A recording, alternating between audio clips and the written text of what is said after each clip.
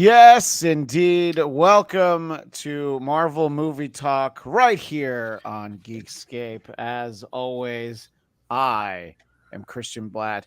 Very excited to have assembled our all star panel once again to talk about Echo. For our visual audience, to my right is Katie Hampton. Katie, thank you for being here. Thank you for having me. And over there is our own Ann B. Davis, even though the positioning isn't right. The one, the only Count, Eric Connor. Greetings from me and Sam the Butcher. And of course, David Brody. Thank you, sir, for being here. And America's sweetheart, Michael X. Shirley. Very excited to talk about Echo. And obviously, it was a non-traditional release for any Marvel series. I almost wish that they had done this with Secret Invasion, but that they had dropped all 6 episodes and done like a 6-way split, so I could have just watched them all and been done in an hour. But I think it was interesting that they did it for this show, and we'll talk about it in a moment. And I want to just sort of big picture, we'll dive in, and we will talk about all 5 episodes. We will talk about any spoilers. Most spoilers are in the trailer, but we'll still talk about them anyway, and we're letting everybody know that there will be some spoilers. I think a lot of people are feeling the way our buddy Craig is. Thank you for checking in across the pond. Craig Robinson. I enjoyed the whole thing. Had low expectations going in, but liked the exploration of Echo and her family weaved throughout. Katie, what are your thoughts, sort of big picture, and what were your expectations coming in after meeting Maya Lopez on Hawkeye? You know, I enjoyed her character on Hawkeye. I wasn't really sure what to expect, so I didn't really go in with any expectations, low or high. I was just like, oh, what an odd character to follow, but like interesting nonetheless. And it definitely went to places that I was not expecting. And I don't think I saw enough trailers to be spoiled by anything, and I was pleasantly surprised by everyone. Right. So the trailer you saw just spoiled the Yeah Yeah Yes theme song. So that's what was spoiled for you, Mr. Connor. Expectations and actuality in terms of viewing for you, sir. Expectations were incredibly low. I think because of also the idea that they're releasing all 5 episodes at once feels a bit like kind of throwing in the towel. We're all still recovery from Secret Invasion. Yeah. Reality, those first 2 episodes. I still attend meetings once a week for what I went through. Yeah, and they're full. That's a problem. You can't even get to the it's a great support system that we've really created for ourselves. Yeah, but I think you know what? It's really quite good. It also has moments that are quite stupid. But overall, I'm really glad they did this. I think the acting alone really elevated the whole thing. So I was more than happily surprised by this, and I do hope it actually gets its chance, because I think there's a lot here of merit that really I hope that gets seen, but also maybe gets used in future projects. Well, it's interesting because as I turn to our colleague, the esteemed David Brody, there is sort of a feel when they announced that, originally there were a couple of different times this was going to debut, and each time they talked about doing all 5 episodes at once. And it has sort of the old showbiz idea of the summer replacement series, the show that you're actually not going to air, but you kind of have to because of the money spent on it. So you play it like, you do like a couple episodes a night in July and August and wash your hands of it. But at the same time, as the release got closer, I was impressed by the push that was being made for it. Vincent D'Onofrio, God bless him, he even sat down with Mario Lopez. And if Vincent D'Onofrio is willing to shill for AC Slater, then also he's a little invested in the character and the project. I get it. But David, what were your expectations going in, and how did that match up with your experience watching all 5 episodes of Echo? My expectations when they announced the 5 episodes were dropping at once in January said to me they don't believe in the show. They want to get it over with, because if you drop 1 episode or 2, they better be good enough that you'll wait a week for the next part. But if you just have to hit the button and skip, then you most likely will just sit through it, which is what my thought was. Then the trailer came out, the last trailer, which looked great and got my hopes up. You know when you get to a certain age and you have an epiphany that you understand, you have kids, right? And you go, oh my God, I totally understand my parents now. I understand what they were going through. Yes. I understand how they felt when I was fresh to them. You have this epiphany. You put yourself in their shoes, right? Sometime in the middle of episode 3, I said, oh my God, this is what it was like for Michael watching Loki. I suddenly could relate to him sitting there and feeling like he didn't want to be there, but felt he had to be there for a podcast. That's how I felt during episode 3, Michael. I want you to know I feel your pain as I felt my parents' pain when my kids were around 12. Unbearable. So we can break them all down. Your ancestors were echoing through you? They were echoing through me. You know what they said? You know what they said? The trailer was all from episode 1. The trailer was all from episode 1. Basically, the trailer was a highlight of episode 1. So episode 1 was great. Let's talk about it. Well, we will, but we, of course, have to turn to our buddy Michael Shirley and let us know, Michael, where you were at in terms of the potential for watching the show and how you were able to what you thought when you actually watched it, sir. Well, anything I can get, like in regards to the Phoenix Force, I'm really excited about. And Echo was the last Phoenix in the Marvel comics that we've had. Let me just interject. It's a question because I don't know the answer. Is she the current Phoenix, or does she not have it right now in the comics? I don't believe she does. I think Jean's got everything back. Yeah. Jean never wants anybody else to have it. I get it. Yeah. I'm also not really sure how all the comics as they currently play out weave into each other. But I actually liked this show. I did. There were some, like Eric said, there were some stupid moments, but generally I really liked it. I was really pleasantly surprised their use of the theme song. I thought it was good. I've been like rocking out and crying to that song for years. Love it. And I feel like that song was made for another project. I was really surprised that was the opening song. When they kept showing, in the trailer, the bird and them doing like the little hand gestures and the light, I kept wanting to think there was going to be something Phoenix, like just some nod to it, but unfortunately didn't get that. There were a couple other things I wanted that we didn't get, but who knows? Sure. Our pal Cami Egan in the chat loved how the first episode did a great condensed recap of her TV character origin.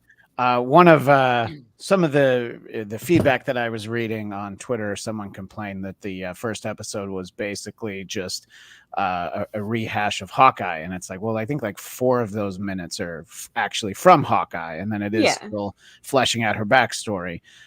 So I think it that did feel a little weird. Go ahead, It felt like in the middle of the episode, it was sort of like previously on her story, Right, yeah. and I was like, oh, that was a little jarring. But apart from that, I thought that episode was really great.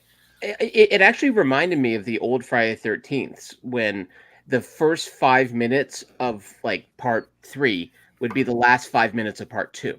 Right. And unironically, it wouldn't even be like. Well, no, because you had to do things like we apologize that we situated Corey Feldman to be the torchbearer for a future generation. We were just kidding. We're going to explain that away. So, yeah. But yes, for Friday the 13th, it was usually like, I know he died at the end. Here's how he didn't die. I know he was underwater and was electrocuted in part 6. Yeah, we get it. It was filler. Well, too, because also all those always had to get to a certain minimum length. So it was just a way to fatten the goose. And yeah, that was a very long previously on, right? It was like 20 minutes. You mean for Echo? Really yeah. I mean, I think that they definitely did a good job setting it up and, dealing with what we already had. getting to, even though it's in old footage, getting to see Jeremy Renner again, it was good to have the little refresher, because as much as I thought like, I should probably rewatch Hawkeye before this, I was like, I don't have the time. I'll be annoyed by, that Captain America, the musical. Yeah, there's a lot of things that would have annoyed me. So I decided that I was hoping that I would get this. And I agree that it seemed like Universal low expectations for this because of the release schedule, because of Secret Invasion, and granted, we've had Loki since then, and I know that one of us does not feel like that was I know one of us doesn't feel that was a step up. Who is that? Most of the Marvel viewing public feels that it was a step in the right direction. But yeah, I think that I agree with, I believe it was Daniel in the chat, who basically liked the full season drop was a good idea. Each episode carried the momentum over to the next. I think that the runtime has a lot to do with it. And that's a Disney Plus problem from the first year they had it. After, starting with basically Mandalorian episode 2, when you're like, this is 28 minutes. I thought this was an hour show. So I think just putting it in a way, a friend had only watched one and was planning to watch the other 4 before the weekend. And I said, like, well, yeah, you'll need about 2 hours to watch the other 4. And it's like a half joke, but for the most part, it is fairly brief. Because of the way you viewed episode 1, I want to start with David Brody. And of course, we're talking about episode 1 of Echo. We're not talking about the Phantom Menace. That's a conversation for a different time. We're specifically speaking of episode 1 of Echo. What worked for you in that, and in terms of what didn't work in the subsequent episodes of the series, David? Well, the obvious first answer would be Daredevil. Yeah. Daredevil is awesome. It reminded me how great the Netflix show was. Charlie Cox is Daredevil. Don't ever recast him. He's fantastic. Seeing him strut, tease her, play with her, not take her seriously at the beginning. That was fantastic. I hoped he'd be back by episode 5, but alas, that was it for him. I thought that the tone of the show was, they did all this, TVMA, rated R. You could change your settings on your Disney Plus. That episode was the only one that I need that was as gritty as they tried to make it feel like it was going to be. She snapped a guy's neck. Wow, the guy who took a shotgun to the back of his head in the bowling alley would disagree, but I know what you're saying. That was the most intense, the first one. All right, okay, but yes. But other than that, I thought episode 1 was excellent. The flashbacks. The only thing I didn't remember, because it's been a while, Hawkeye didn't kill her father, right? Some other guy in the Ronin costume killed the father, didn't he? Or was it Hawkeye? Fisk had him killed. That's why she shot Fisk in the face. Right, but who actually killed him? Was it Hawkeye as Ronin, or was it someone else's Ronin? No. And they just had the suit, right? They had the suit. Right. That's how she found out that it was right. My point was they left that out. They made it flashback look like he killed the father, and they left out the part that he didn't kill the father. So I thought that was a lacking element. I also don't understand why I just don't think she knew that, because she didn't know that Fisk was the one, right? I thought that's what the whole thing was. At the end of Hawkeye, she does realize that. That's why she shoots. Him. She found the other suit, didn't she? It wasn't, if I remember correctly. So I think they left that out, and watching this recap made it look like Hawkeye killed her father, which he did not. Why do I need to do the show recap of the previous episode if I'm binge watching them all? You just dropped all 5 episodes. Why do I have to have a recap? That seemed odd to me, that I had to hit that button. Well, I mean, in the first episode, yeah. No, I'm saying the second episode, I had to recap the first one. I just watched it. I don't think that's necessary. Anyway, well, I would have liked that with the Netflix shows. Actually, I was annoyed that I was expected to remember, because except for the one time that I watched 10 episodes of the first season of Jessica Jones, I usually hadn't just watched them. All right, fair enough. I think it's fine, and also the run times are so low, David. They have to fill them out somehow. Yeah, I get it. We got to get to 38 minutes somehow. Who was looking to chime in? Was that you, David? I mean, you were just talking. Was that you, Michael? No, I was going. Bleh. In my Yeah, Jessica defense, Jessica in my Jones. defense, Christian, I've often Ugh. interrupted myself, so it could have been me. That's fine. Yeah, you know what? That would have made sense. And that guttural sound that came from him, I think there was a lot of levels to it. So I think we're good. It does work on a lot of levels. Let's talk to the rest of us about the first episode before we move on. What did you think, Katie, of the first episode of Echo? I thought it was great. I did love. I don't know who the director was for this one, but it felt very much like that first scene where we get Daredevil doing the fight down the hallway. And I love how they dipped in and out of sound in the fight. Yes. And you just hear like almost like breathing, and then that crack. Yeah. There was something so freaking satisfying about that I was just like, yeah, kill him. And then Daredevil comes in, and I was so impressed about like that whole fight sequence. I love that we haven't pulled punches on this. Like the choreography is still awesome. Like everything felt very gritty.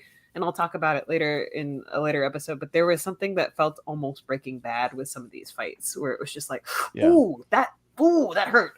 By the way, Sidney Freeland directed all the episodes except for episode 3. It's a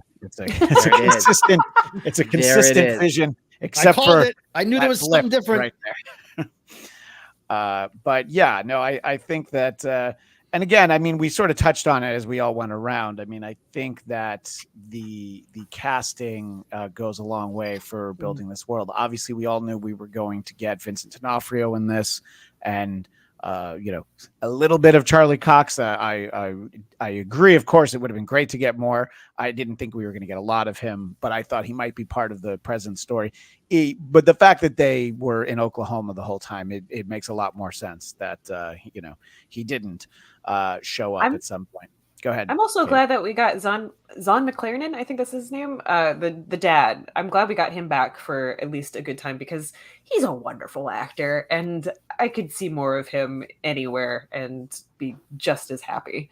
I'm holding out for the Biscuit standalone movie. I can't yes, wait of course. He's going to get into. He's great. Yeah.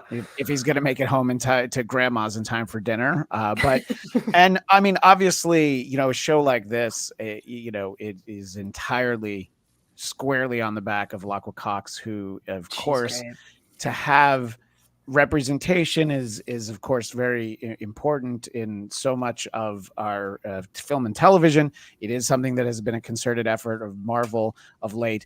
And then when you have someone who is a woman, has native background, and also is an amputee, like her character, you're just able to.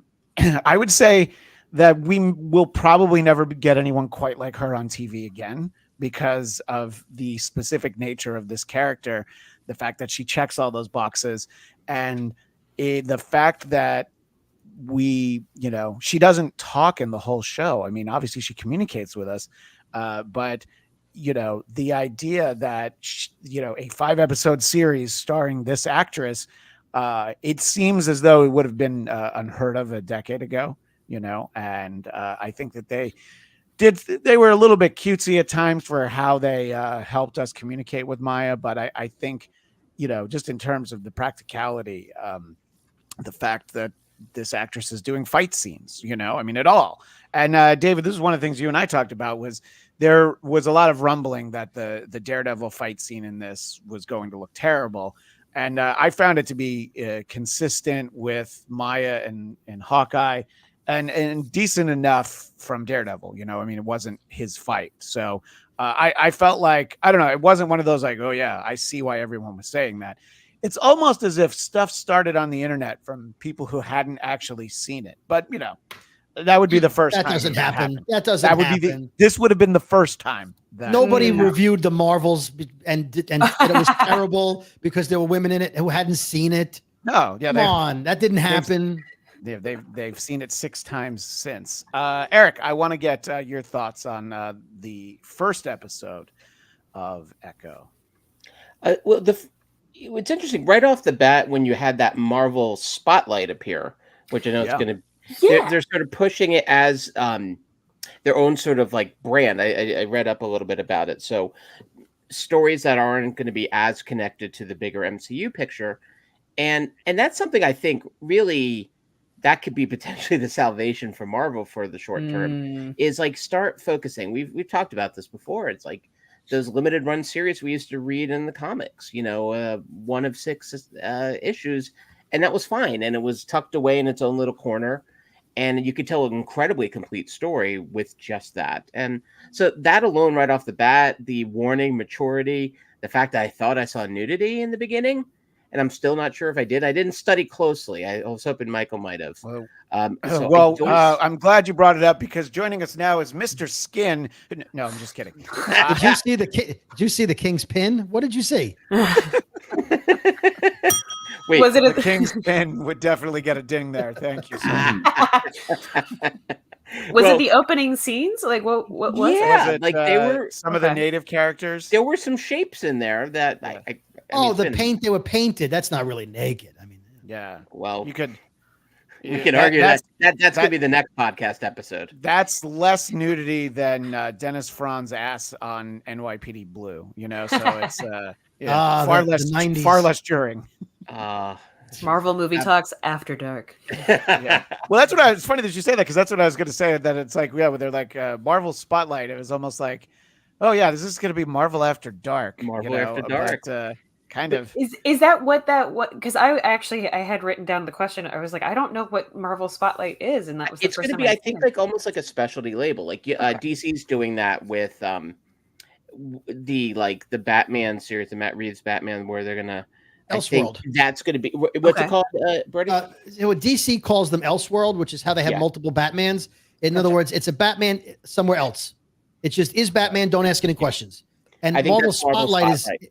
I think the point of Marvel Spotlight, like Swamp Thing, was it Swamp Thing or Man Thing? It was Swamp Thing. I always confuse Swamp them. Thing. Well, Swamp Man Thing. Thing was Is in DC. Werewolf by Night. Werewolf by Night. Yeah. So Yeah. So So Swamp Thing had a very abbreviated run for DC. Yes. Yeah. So the Spotlight is supposed to be. You don't need to watch anything else to enjoy this, even though you had to watch Hawkeye, which is a small But thing. then they pulled enough from Hawkeye, Right, to and then make you're it done. standalone.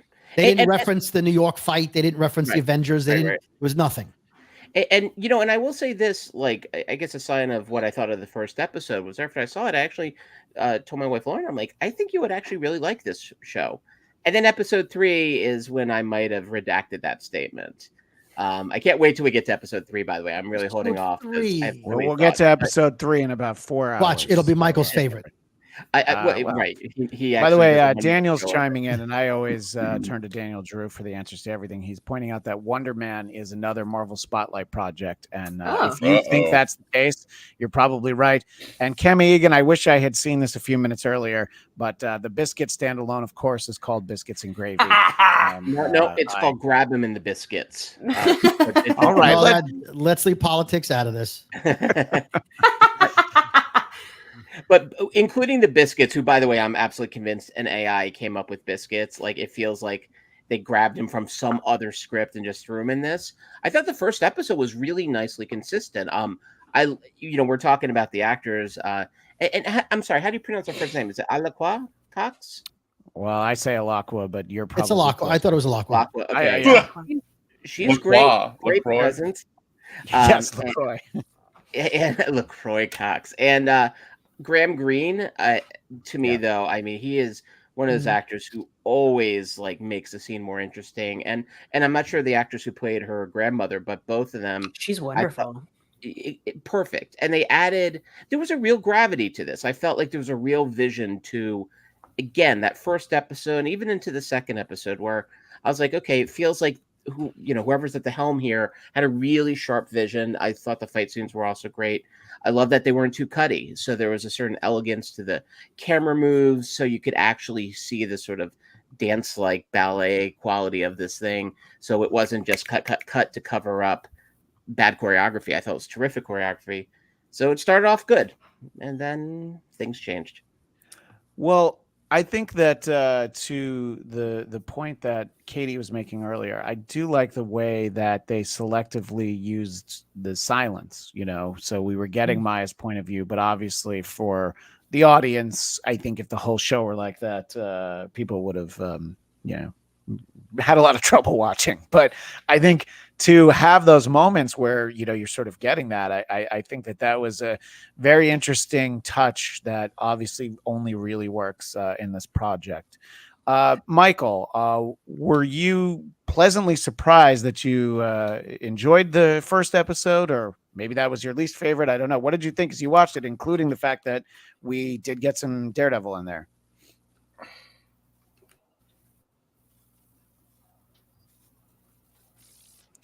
I can never tell when Michael is just I have taking a the worst deliberate connection pause. here with you guys. Yeah. I can't Okay, help there it. it is. I might have I to thought jump I was just back like, in. I was like, was Yes, that a I was dramatic surprised pause that or I a, liked Very this pregnant show. pause. yeah? Go ahead. We all talked at the same time because you went. By the time you came back, we were. Let me- So you were surprised. You said. Oh. Oh, my gosh. That's one way. That's Oh. one way to handle that. And that's his tribute to Echo. No, That'll he's show. gonna, That'll he's show gonna him. do it. He's gonna do the reconnect. And look, Daniel Drew makes the great point. This was obviously Alaqua Cox's second acting role, with Hawkeye being the first. That's the same role. That's what he's saying, Daniel. though. I mean, this, But it's the second this is project a she's this is working a on. much second taller, project, same role. Yeah, this yeah, is a much but Daniel. bigger. Yeah, You a showed much, him. yeah, exactly. Take that, Daniel Drew. Yeah, you got to come in and So, correct us. Say, meh. So, Michael, explain how you felt watching the first episode.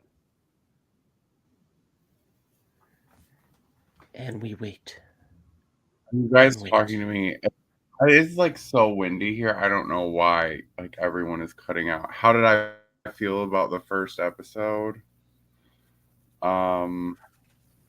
It was really hard for me to kind of separate them all because I did watch them pretty quickly. I stopped in the middle because all the sign language was really fast in the third episode and was making it kind of hard for me to read the subtitles. I thought the first episode was fine. It hadn't quite won me over all the way. There was a lot going on with that skating rink, like way too much going on in the skating rink. I think that was the first episode, right? The first time we saw it, yeah. And I mean, any skating rink that Okay. has a mural on the wall that says "Make America Skate Again" is Classic. A-okay in my book. Classic. I do. I Big noticed thumbs up that. to that. One might call that a coup in writing. Like I said, I really didn't break this down in my head per episode. It was mostly just taking it all in together. Sure. Which, I mean, I think that's a big part of the release strategy. Hello? Oh, And I gosh. mean, the fact that there was some degree of confidence in it. I mean, there's ads, billboards and large cities, and there's definitely a push for it that doesn't reflect something that they were trying to burn off like that.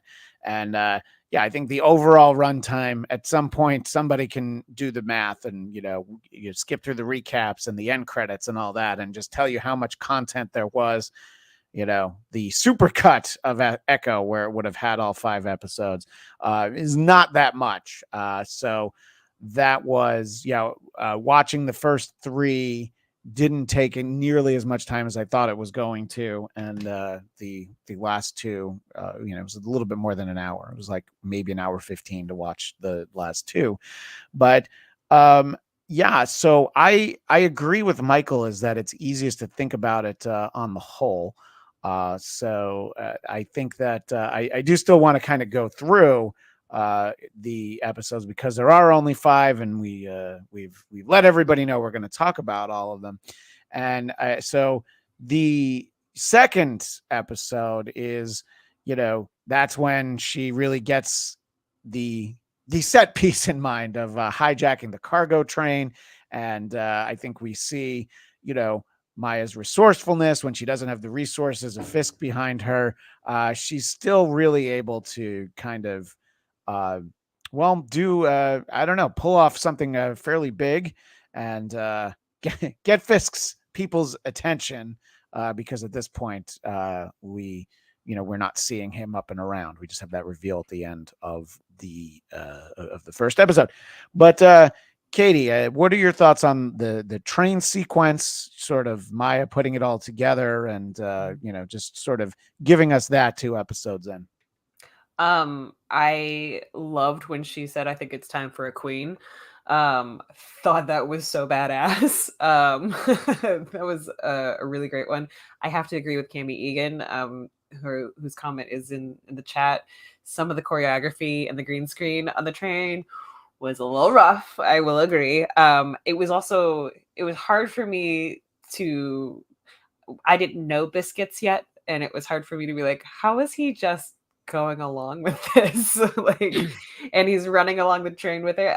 It was a little bit of a reach, but it's also a little bit of a reach that she would travel from Hell's Kitchen to Oklahoma.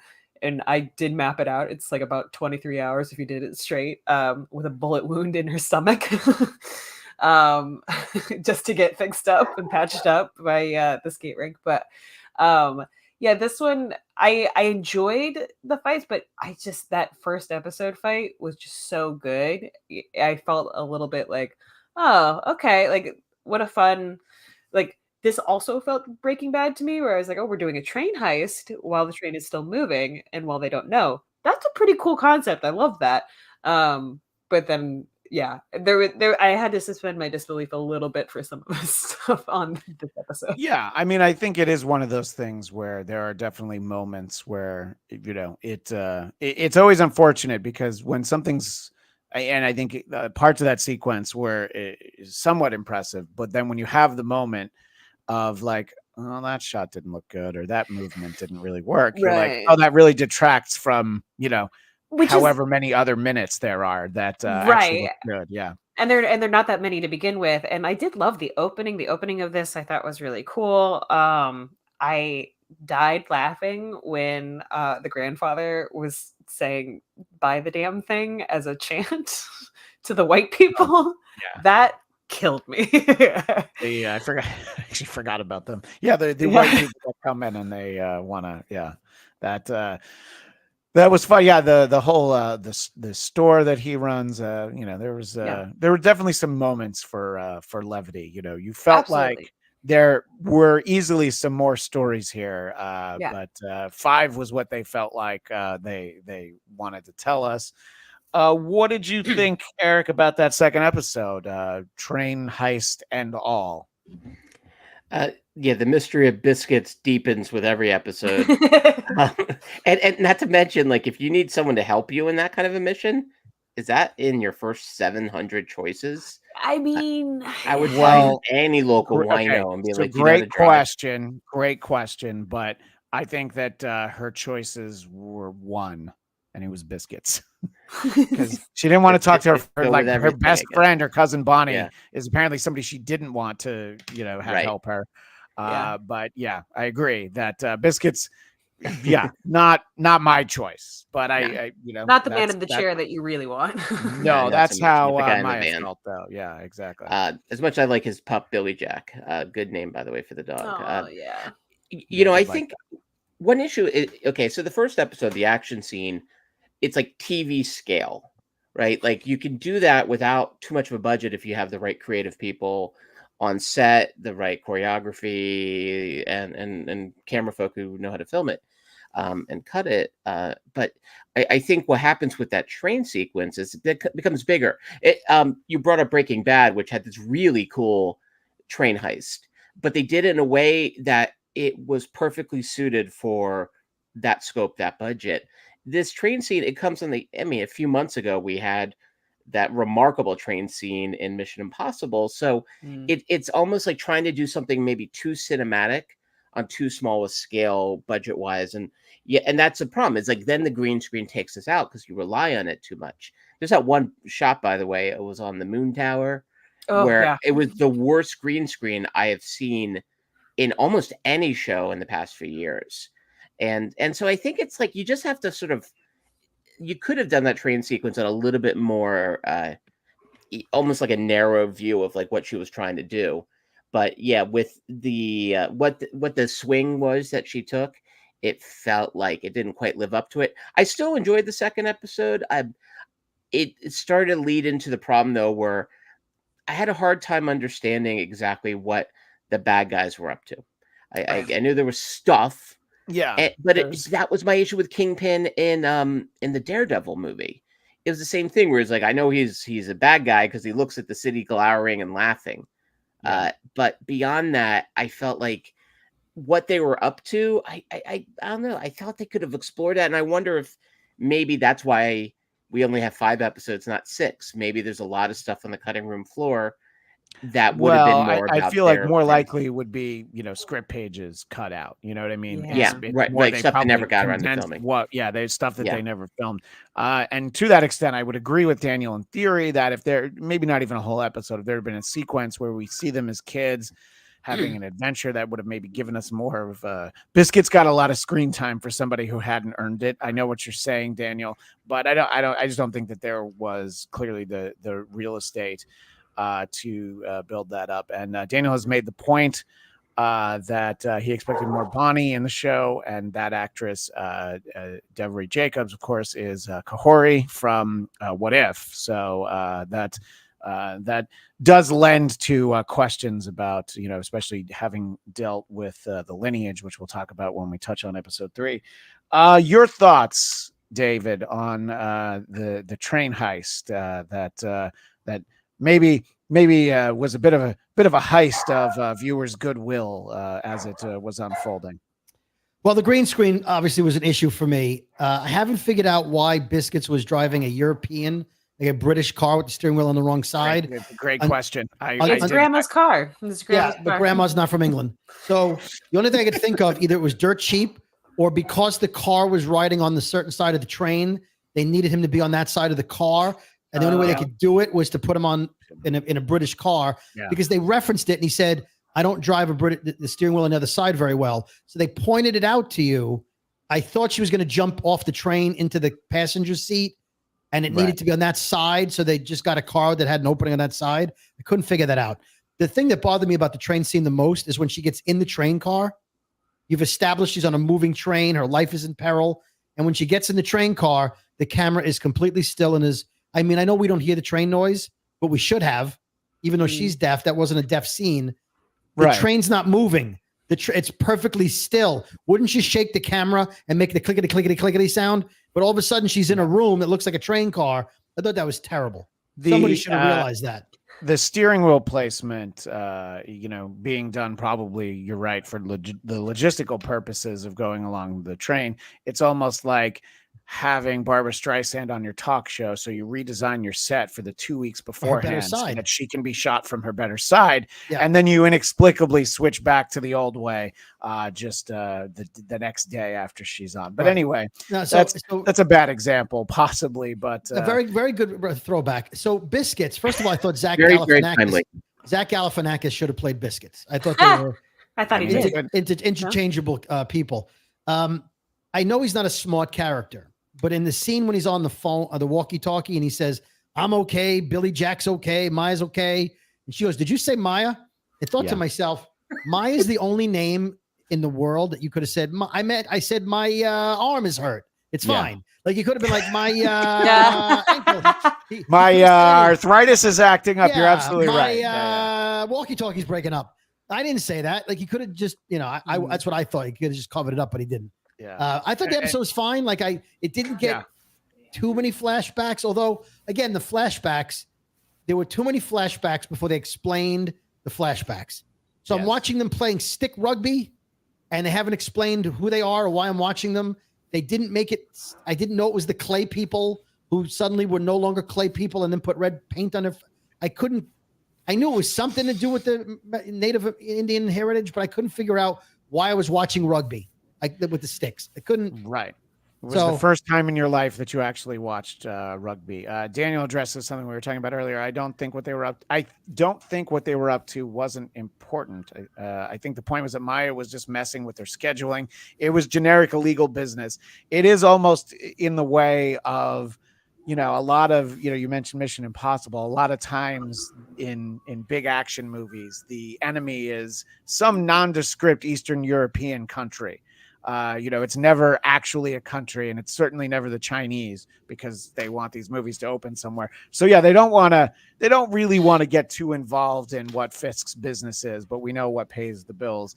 And interestingly enough, Eric, it sounded like your concerns with the green screen was that it was a Canoga Park level green screen. Now, Michael Shirley, what I would like to ask you is, have you ever tried to rob a train?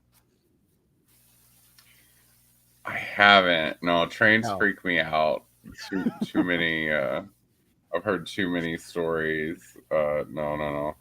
I'm like someone that stays like way back at the stoplight just in case the train comes. Do you do like a school bus, and if the train track's coming up, you stop even if the lights aren't flashing, just in case? Yeah, that's a yup from him, dog. So, did you have some of the same issues with that sequence? Specifically, we're talking about the train sequence, and also, was Biscuit too stupid for even a stupid character on a show like this? Is it too much stupid?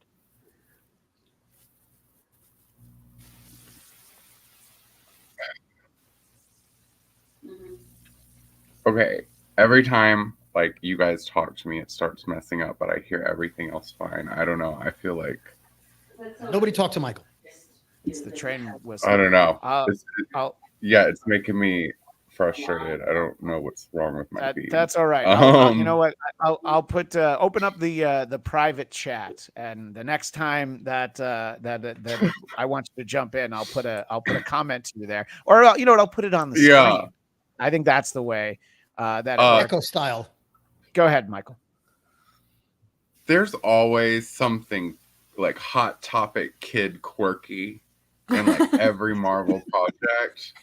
And I felt like Biscuits was that for us this go round. What part of Hot Topics is Biscuit? I mean, have you ever tried to check Just out like at that Hot Topic, that Eric? weird, or do you just shoplift everything all the time?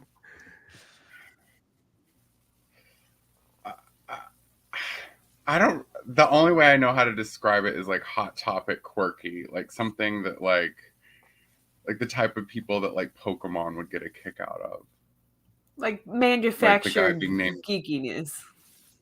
Yeah, like a little too, like, this is funny for no reason. Like, I don't know. I find that a lot in Marvel projects, at least I think even if, and none of us had actually experienced what you were talking about, invoking the name Hot Topic definitely brings a certain quality to it. And, there might have been a Hot Topic element back in the day at AfterBuzz, Michael. No names, but there might have been an element that was reminiscent of Hot Topic back in those days. But no names. No names. So let's move on to episode 3 that I understand why people are being critical of it.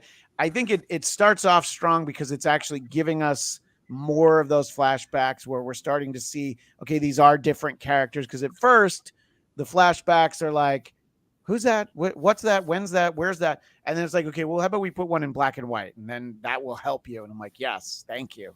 Thank you very much for that. This is clearly a different young woman in that story. And I do think, looking at the project as a whole, I think sort of building up those stories, I think at least helps the moment in the final episode in terms of the realization of the echoes of her history, which we'll talk about when we get to the finale. But I think they did a decent job building it up. But as you're seeing them in the earliest episodes, you're like, all right, so when are we getting to the bowling alley? And I think that you get this a lot in not just genre fiction like this. People have a sense of, okay, well, we're going to have a criminal element in here. And the Fisk's representatives, I was just like, all right, so Fisk's been in the hospital, and whoever that crew is that they sent to Oklahoma is clearly, that's not the A team, the B team. I'm not quite. Maybe the G team got sent out to Oklahoma because as impressive as Maya Lopez is, and Alaqua Cox's portrayal is phenomenal, the entire crew got taken out by her, with a little bit of help, but essentially that's what happens. And One at a time attackers. yeah, well, yeah, but and then the double crossing bowling alley employee, name I'm not looking up because I don't care enough, and the girlfriend, these are just like, oh, these are the worst. Good old These, Vicky. these are basically good old Nikki. Vicky. So Vicky, yeah. So these are basically like, God, when you hear terrible news about, oh my God, this criminal plot to do this nefarious thing was broken up, you're like, oh my God, thank God, stupid people so often try to commit crimes because of how often they're able to be stopped. And boy, nothing is more on display here. And he just keeps asking for his money, and I want the money right now. And I don't know. It's been a while, but I don't know that I've ever been happier to have a character for his uppance to come, as the great Sideshow Bob would say. But Did I he seem like Go ahead. he seemed like a cliche of the redneck who takes people hostage and then puts the gun to his head like, okay, let me think. Yeah. What am I going to, and then the girlfriend's like, you should have thought of this beforehand. I want my money. And then he's like, shut up. I'm in charge here. Like we've seen this duo 1,000 times with the guy who's not smart enough to pull the heist off and the girlfriend who yells at him for it. And then he dies. Like he could not have died sooner. You're right. Again, why I hated episode 3. Well, he did remind me of one of my favorite Simpsons characters, Cletus, the slack-jawed yokel, who of course has a phenomenal theme song. But I agree, and don't worry, I'm not going to play that on this show. But in any case, Are we allowed to quote it? Can't afford the clearance. You can say it. I don't even want you to sing it. Some but you folks will never lose a toe, and then again, some folks will, like Cletus, the slack-jawed yokel. Slack-jawed yokel, yes. Fabulous writing. In any case, so he was our resident Cletus, and I do think that the criminal element being so easily overwhelmed, and sort of this idea that Maya gets out, and I'm like, I feel like we missed something because she didn't do enough while she was free. But then they also go like, well, she broke out, so I guess all we got are zip ties, so let's not zip tie her again. Really? I mean, I don't know. Can you go out to get some handcuffs, something? Because rope. They don't have rope. Right. Exactly. They're all driving pickup trucks. They don't have a rope in Oklahoma. Yeah. Come on. Yeah, exactly. Eric's got a rope. I did think that obviously that sequence is the weak link in the whole series for me personally, but they definitely try to push it aside by the reveal at the end that Fisk is in town. And then they're like, huh? You want to keep watching, right? You kind of don't care about what you just saw. And it was true, because when that came up, I'm like, all right, I really want to see what happened next, instead of dwelling on how I felt like I had been taken hostage. How about the boot knife, Christian? The boot knife was the cool thing, right?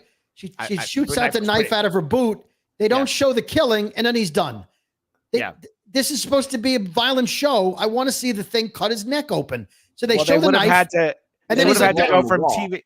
They would have had to go from TVMA to TVMMA if they were going to show that. Ring the bell. Ring the bell. I don't think that. I don't think that Disney Plus / Hulu. By the way, I want to meet anyone. Don't show the. I want to just a second. I want to meet anyone who watched this on Hulu. You know what I mean? Because it's on Disney Plus and Hulu. So I will let you know on this show as soon as I talk to someone. Like, oh, I wondered about that, if they did a different version for Hulu. Oh, that's a great point. I feel like no, but I feel like no also. Possible. Yeah, but at least show the guy grab his neck or something. They just were like, knife, he's dead. Yeah. Off camera, ADR. Oh, my neck, it's bleeding from the cut as he dies. Right, voiceover. Oh no, my neck is bleeding. Yeah, you're right. And then the blonde chick, they threw her in for what reason? Just to be. Are we talking about Vicky? Is that her name? Vicky? No, Of no, course no. it is. Vicky was No, the no, guy. I think that's Laureline. Oh, what's the girl? Oh, no, it's not. Lurleen. There's nothing lean about her. Lurleen, but Nothing lean about her. Yeah, It no, I was believe just, that. I believe she was. I believe she was Hank Hill's niece who lived with them on King of the Yeah. Hill. Right. Yeah, I don't believe it you was move. Brittany I Murphy's love character. I love that they had her in there. I it's funny. I'm like listening to y'all and I'm like, I actually really enjoyed this episode. I thought it was like fun No, action. It was Here's the thing. I actually my point is that there are weak moments to it. I liked watching Maya get out of it, raise some questions about, but these are but for me it's not this like Death Valley of a downturn from the previous episode. Even the MacGyver scene. Oh, the MacGyver scene was interesting. I was like, Well, okay. To this be is fair, something. I thought of it more of as a MacGruber scene, so I laughed. Yeah, but there was no explosion. So no, it was more Yeah, of a that's a great Matlock. point. No, scene. no, he he was- managed to he's somehow like- build a motor that spun the wheels to. Come on. Flipping the washers. I mean, Well- that would definitely take out a couple of people. I Look. liked that it was sort of like, it's almost like the Nerf gun type of thing where it's like we're not using real guns, so like the kids can play or like pretend that this is a thing. Maybe I don't know. I thought it was an interesting solve for her. It also was interesting that episode came after where she finally sees like her hand power thing. Yeah. And I was like, oh, okay, so we're still showing her kind of going after the sub bosses, like the mini bosses, before we get to actual big boss, and how she can be a badass without the superhuman powers. Yeah, this episode for me, Christian, I my notes here sort of read like what I imagine Michael Shirley's mind is in terms of it's all bold text, all lots of like exclamation points and question marks. I keep using the term poor man, as in whatever Cletus, I put him as he was a poor man. I first thought he was a poor man's Kevin Dillon. Then I thought he was a poor man's Giovanni Ribisi. I thought that one villain was a poor man Jason Statham. And Sure. and also like these are three of the dumbest villains I've ever seen, right? You said they're right, they're the C team, they're the F team. They were so terrible, and somehow they were able to capture Echo or Maya. They were able to capture her. And they were able to capture lots of people. And it was like, you've got to be kidding me. Like they were like ninjas for like 1 second. And then all of a sudden, like they're putting her in a room that I didn't think any of us could have broken out, because everything in that room was a tool you could use to break open any door. Yeah, and a wall that didn't go to the ceiling, so she could shoot the No. lights out. It was like, and I mean, that was one of those where you say it was a different director. That explains part of it, Yeah. but the whole tone shifted, and it was almost like Biscuit took over as the writer and director. of this Yes, yes, episode. it was Keystone Rednecks. There was a Writers Guild strike, and it is possible that Biscuits was the scab who stepped in to finish the episode. The strike happened at episode 2 ended. Yeah, They were like, oh, we're going on right, right. strike. That's the order. Yeah, they were written out of order. They had finished the series, but it's like we really need somebody to do another pass on episode 3. Yeah, well, but Katie, to your point, there's maybe some issues, but it didn't derail your enjoyment of the series. No, I think this is the one where I was like, this is very Vince Gilligan in how they kind of like show the aftermath of like the crane game just like subtly coming to a stop, and like they had these really beautiful subtle shots of just like mayhem has ensued and now things are sort of settling, but there's still this eerie, awkward thing about it. I thought that was a really cool choice. It was definitely different, I would say, from the fight stuff that we get in the first episode. That was so Daredevil. This felt a little bit more sort of quirky happenstance type fight, where she still busts through a wall, which love the fact that there's a big thing that says "Make America Skate Again." I mean yeah. I mean, I hope that was a practical location that had that on the wall, except it really looks like a set. So I assume that somebody's just like, hey, wait, I got a great idea. I did Daniel like Drew the- makes a point. They should have just been tracksuit mafia guys. Yeah. And yes, Yeah. that's Yeah, they actually should've. what we should have gotten. What were you going to say, Mr. Connor? Yeah, I was just saying, like, I did like the very dramatic drop of the skee ball. I thought that was the moment Yeah. like, wow, a skee ball finally got its due. Yeah. Um, And but by the way, my thought was the skee balls don't just drop out like that. You got to put a quarter Yeah, in. But yeah. whatever. That same thing. I'm like, how did she? What is she like? The Fonz when she hits the jukebox and it starts playing. Hey, if it worked for him, maybe. That's right. All right. She's no no, fun. the cut scene is her running over, putting a dollar bill in, and then Right. straightening the dollar because You know what? I want to see that in the putting deleted scene DVD. I need to see how she got the balls to come out. If you know what I'm saying. Oh, We all know do. what you're We saying. know what you're We saying. all do. Thank So, you very much. I want to circle back to you, David, because does that episode and the shenanigans at the bowling alley take away from your enjoyment of the rest of the series? Were you just like, did you throw your hands up and go like, what the hell was this? Or were you able to kind of push forward because you were hoping you were going to get to see Charlie Cox again? I think that's what it was. I watched episode 3 and I thought, okay, she's going to go back to New York. I'm going to see Daredevil again in some capacity. It's going to be worthwhile. And I think that episode made me have a higher expectation of 4 and 5, that I was then more disappointed by 4 and 5, which I wouldn't have been had 3 been better. I think if 3 was a little bit better for me, didn't have the dopey fight and all the stupid rednecks. And I apologize if they're not rednecks. I just throwing the word around. Oh yeah, you don't want to offend them. I don't want to offend them, that they have a computer, they could be watching this, but I mean, how else are they gonna mail order their meth? So yes, thank you. you're welcome. Yeah, that's a big part of our demographic, David. It did made me hopeful for 4 and 5 that there would be more of that vibe of episode 1, and it never came. So there were things about 4 and 5 I liked, which we'll talk about as we get to those episodes. I did like in 4 and 5, but 3 to me, the fight scene was, if you watch the fight scene again, it was all very boom, boom, boom. And then they move. And then you could see them stop it's almost like they did a move and then they hit the buttons again, didn't move. It's very choppy, even though it's a flowing fight scene. It's all very stop for half a second and move again. It wasn't the Daredevil choreography that was fluid. Right. It was very stop and go. So, redneck movie talk. Yeah, our buddy Daniel Drew is saying Redneck Movie Talk, which that's a show in development. I'd give it 2 thumbs up, but I only got 1. Oh no. So our next question goes back to our buddy Michael Shirley, who would like to tell us what he thought of the bad guys in the bowling alley. We were talking about Fisk's henchman who schlepped out to Oklahoma from New York, and then also his name was Vicky. Is that what we've decided? Is it Nikki? What is his? I thought Okay. it was Vicky. All right, I believe you. The guy who turned in Maya. So, Michael, you have the floor. What did we think of the villains in episode 3? The entire spectrum of henchmen. Oh man, they were a bunch of dopes, man. Yeah, I guess once you run out of the tracksuit mafia, you just got to take whoever's, owes some money and needs some money. Just take what you can get. I like the bowling alley scene. Is that when I thought it was like a skating rink. Was that when she threw that skee ball at someone and Yes. knocked The skating them rink, out? Yeah, it's a Yeah, skating yeah, rink But it's when a was- roller rink. And laser tag from 1947, Okay. it looked like. Yeah.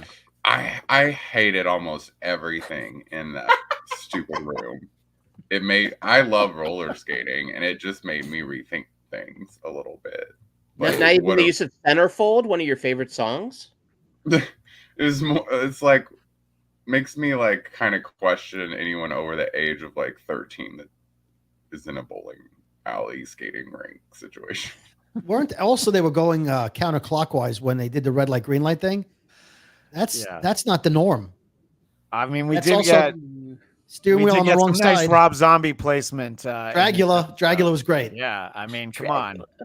It's the music licensing was a little bit more on point for this show than other Disney Plus shows. Yeah, I was really impressed with whoever like the music coordinator was. I thought they did a really great job. With It's all I've been listening to since. All right.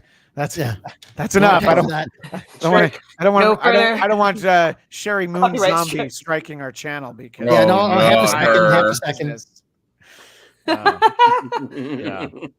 Yeah. Michael's favorite movie of last year was the Monsters that Rob Zombie Monsters, did. yeah. In any case, The only movie I've ever walked out of because I was just like, it wasn't that it was just too horrible. I was just like, this just sucks. Was the House of a Thousand Corpses. Yeah. I walked out of that. That was. By the way, Craig You is only saw invoking a 500. term from our previous episode and asking Michael.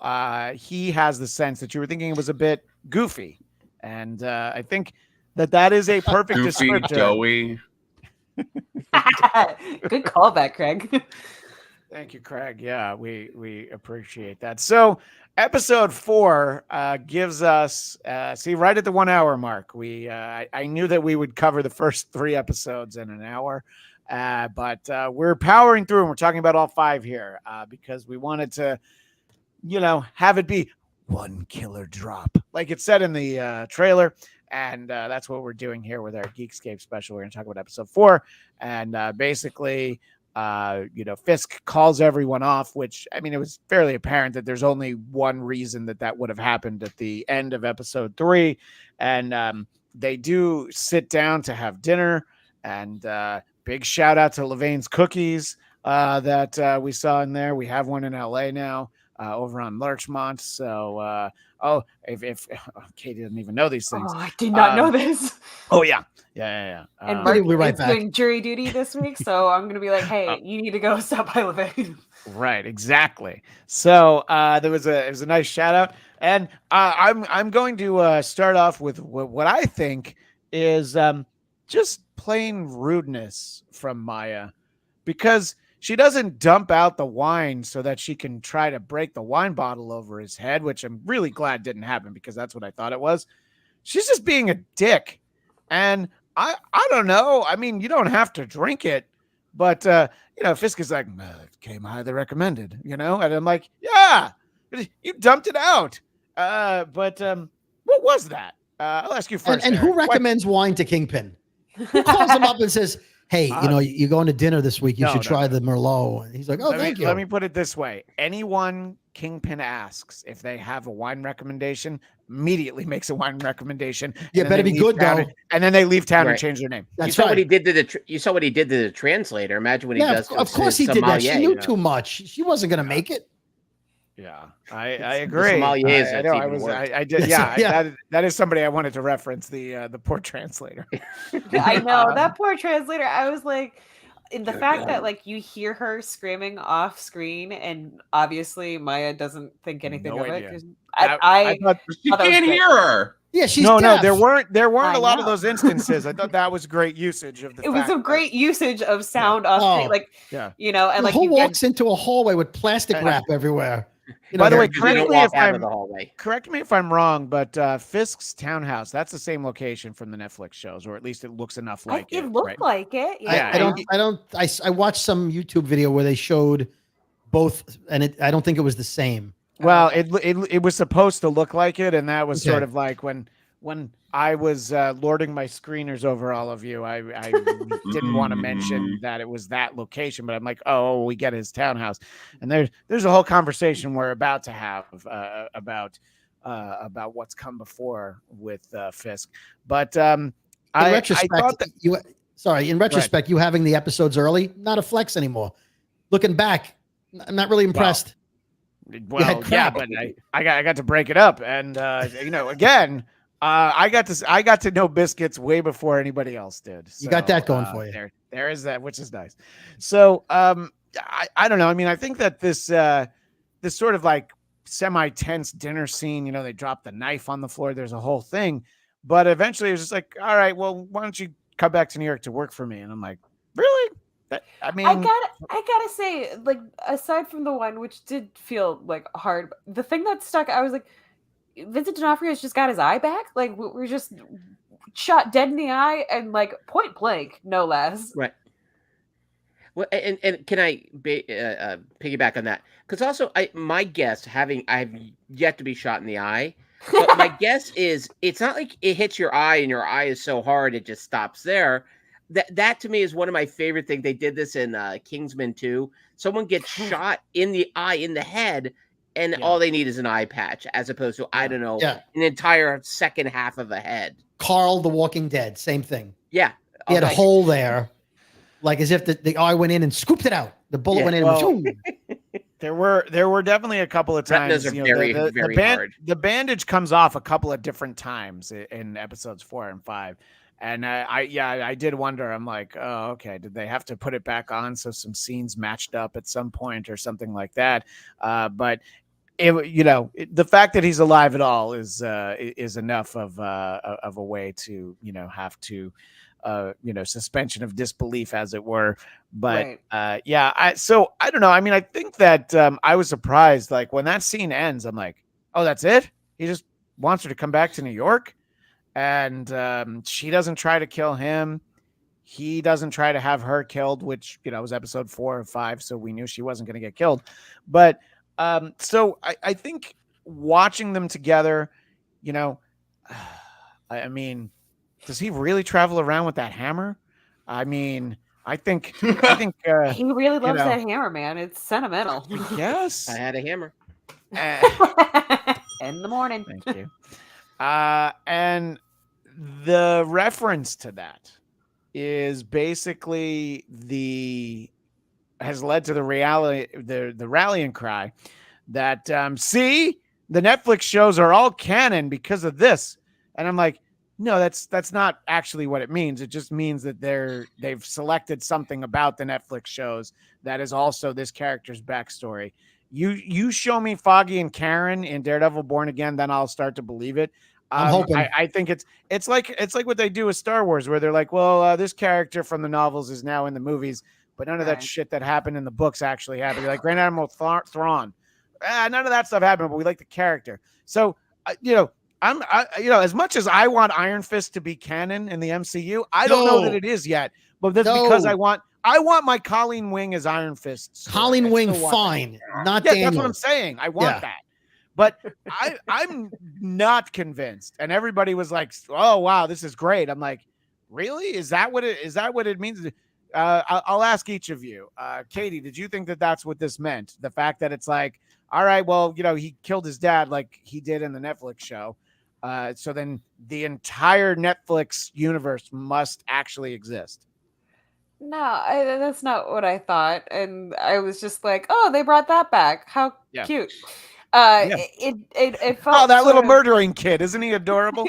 and like great and all that, but I also feel like look, I don't know the comics as well, so Michael, you might have to help me out on this, but it just feels like Fisk is just super humanly evil and I don't understand, like, obviously he's rich, obviously he's strong, obviously he's an anger machine, but did he also get to be Purple Hulk at some point in No, Avengers that's one Tower? of the things David and I were talking about before this series was released, is the fact that in the Netflix Daredevil series, he was too strong. Like he was Yeah. always strong in the comics. I mean, he could, he went toe to toe with Spider-Man, who has actual powers, and Right. fended off Daredevil. I mean, so, but he It was should be Hawkeye strong. that he was super strong. Right. Yeah. Yeah. Sorry. Yeah. So Yeah. Hawkeye, he was super strong. So it's like, what is his level? And is there a superhuman element to him that is inconsistent? And I don't have those answers. I want him to be strong enough, but I also need to, not Well, think like, we- well, why did he just not break out of jail by, punching the wall and walking Right. through it? What were you going to say, Katie? Well, I mean, in talking about these sort of like hints to like a wider, different universe or whatever, I mean, we get a clear shot at the top of this episode of Roxxon gas station. Yep. And I was like, Which- okay, so Shout outs to Roxxon show up in some stuff that's tangentially connected. It's a major plot point in Cloak and Dagger, the Freeform series. Yep. So Was it yeah, Loki? it was Loki. Loki. Yeah. Mhm. Yeah. Yeah. So I'm like, okay, are we doing these kinds of hints just like buried and like a fun nod to the fandoms, or are we actually making this a point? I feel like we're getting muddled on the whole. I Well, I think they don't know for. I think they don't know for sure. What were you going to say, Yeah. David? Last week, Marvel Cinematic Universe executive Brad Winterbaum, in an interview which I watched, said that Echo and the Netflix shows are MCU canon in his opinion. That as far as he's concerned, it's all canon. Well, he's a VP of Disney, so Sure. Yeah. now whether You or know, not Sure. Kevin Feige says I was going to say fired, his last name's not Feige, so right. so but that's been going and- around now that Uh, it's canon. But Charlie Cox said it's a similar Daredevil, and Vincent D'Onofrio in an interview this week said it's canon. It's the same Kingpin. So yeah. I don't know if they're definitive, but it's more leaning like it's going to be canon. Yeah, well, look, I'm just saying I'm not convinced, but Yeah. it doesn't automatically mean that, and I think that there will be things that they pick and choose. They're like, oh, this series, but not that one. Maybe not the Defenders. Maybe this episode of Luke Cage, but not that one. I don't think that there's sort of a blanket to it. But in terms of this episode, on the whole. Eric, what did you think of episode 4? As we're sort of really just touching on the dinner scene so far, but just sort of bigger picture for you, Eric. It felt like a very much just a transitional episode. It's the episode they have in Walking Dead where they're gonna go to a new place and they're getting ready to pack up and leave, or they know the zombies are coming to them. So it's a little bit of filler. I mean, they're both very good. The acting's great. I think the contact lens that read sign language, I thought that was an interesting touch. I like that. But I think the problem is, and again, it kind of got back to something I brought up before. Like, I'm not really sure what Kingpin's trying to do, and as a result, it's like, why? Yes, he has he's very protective of her. I wish that my dad almost killed an ice cream man when he gave me a hard time for my order when I wanted the WrestleMania ice cream sandwich and they were out of it. I never got that. So I don't understand that kind of love. And they have an interesting bond, but did it warrant that scene? I don't know. I found myself maybe a little bored with episode 4. I agree with you, Brody. Like, I think episode 3 was, for me, such a mess that I was like, I spent a lot of episode 4 just trying to like almost ascertain, like, what is this show now? Yeah. Please make me like it again. Yeah. Right. What's their goals? I found myself like constantly just thinking, okay, if she wants to get out of town. Like, I know she's conflicted, but even then it just felt like a lot of very soft choices. And yeah, her spilling out the wine, I guess that was pretty funny that she only did it just to fuck with him. And then brought him a cola. Yeah, right. I mean, right. That's much worse than shooting him in the face. She dumped his wine out. Yeah. Yeah. And by the way, it wasn't brand name. I mean, it was a Shasta. It was like, oh yeah, soda, the Coke. Yeah. Right. But just said soda on the side.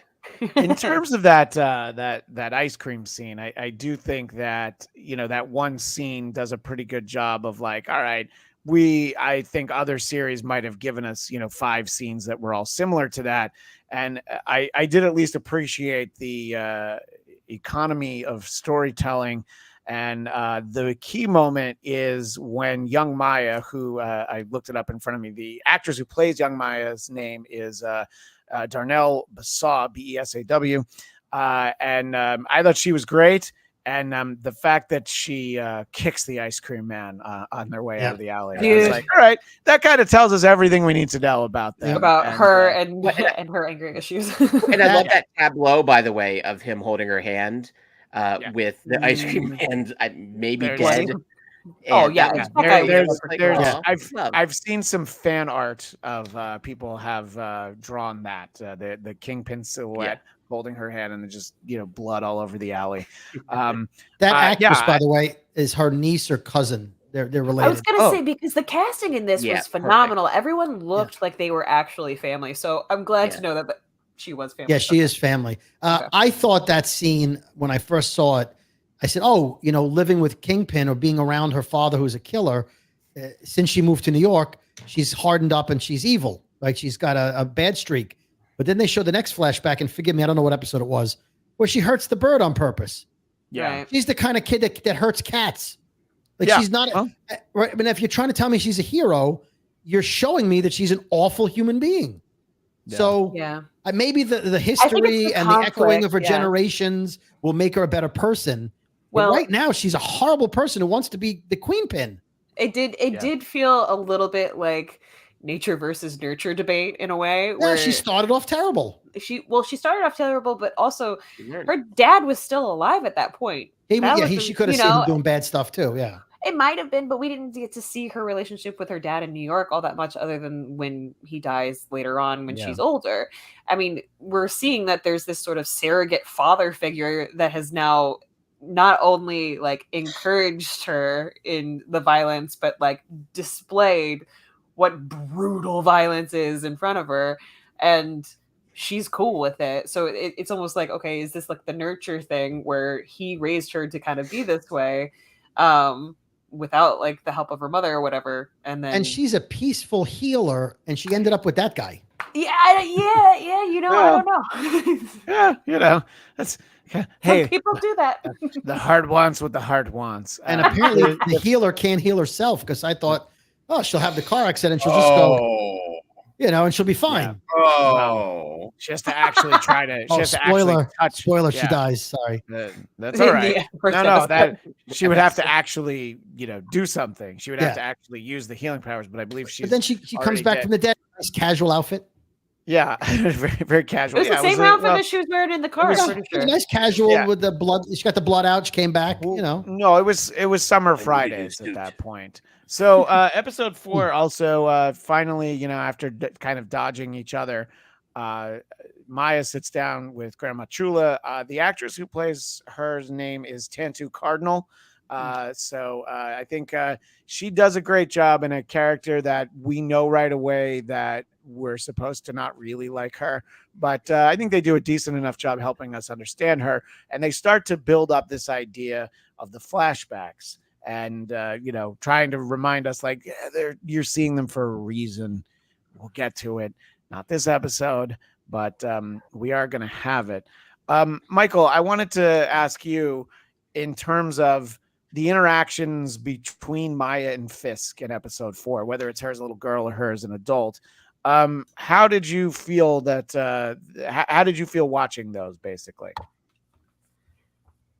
Well, I think first of all, I think she poured the wine out because she'd seen him probably poison people in the past.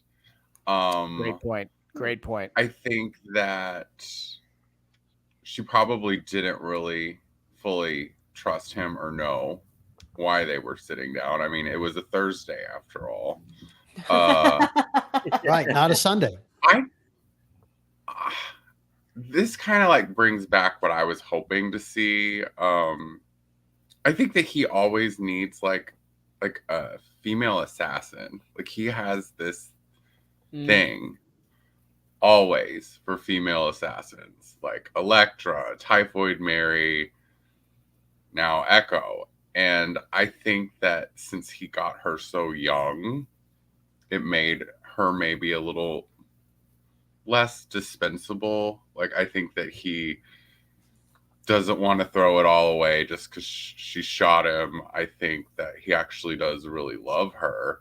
I was hoping in that scene or soon after that scene, we might have seen Alice Eve show up as Typhoid Mary. They've reintroduced her back into the comic books as one of his like main allies. And I even thought maybe for a second we might see Elektra or a flashback of her.